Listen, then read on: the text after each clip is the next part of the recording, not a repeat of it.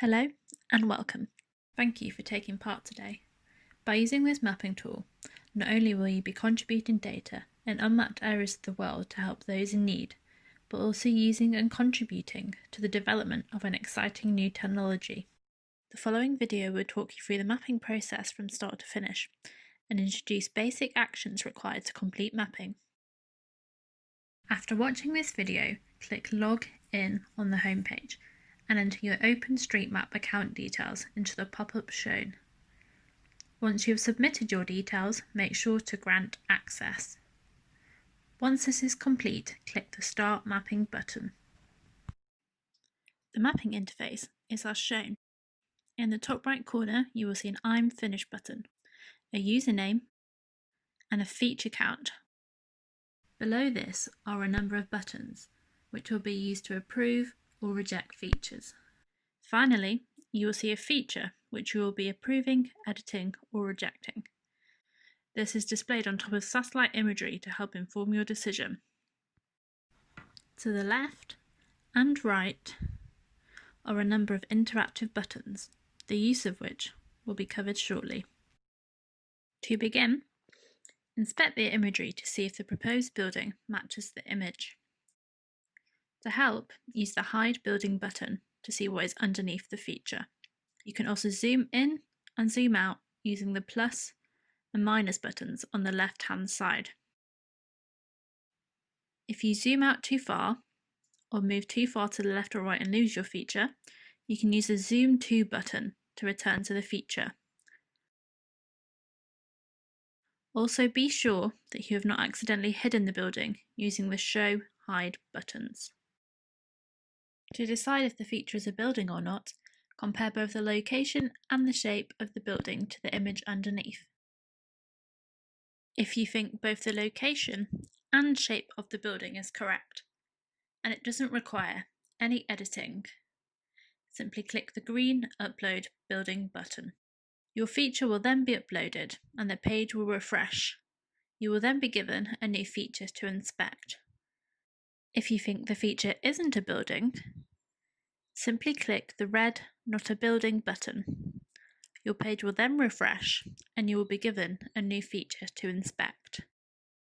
If you aren't sure whether the feature is a building or not, whether the image is blurry or cloud cover obstructs your view, or you cannot decide if it is a building or not, click the blue Not Sure button. Your page will refresh and you will be given a new feature to inspect. If you think the feature is a building, but either its location or shape is wrong, you can edit before uploading. Around your feature, you will see a dotted box with white corner markers.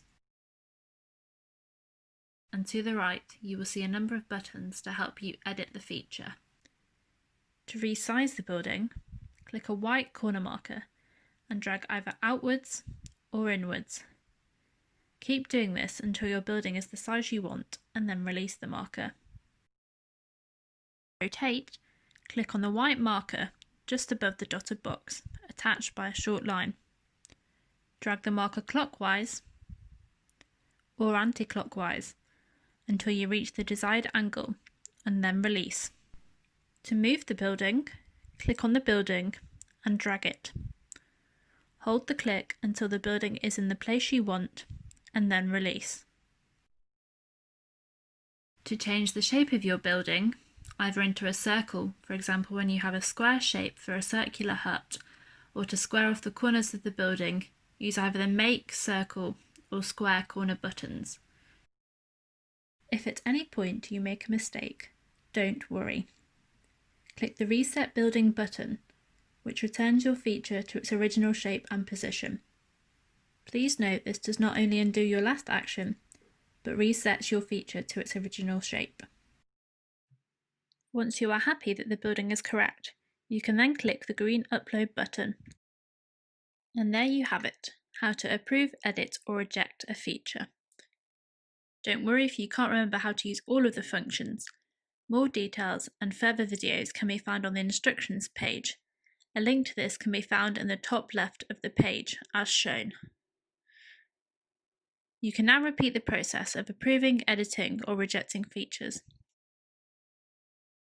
Once you have finished mapping, click the I'm Finished button at the top right of your page.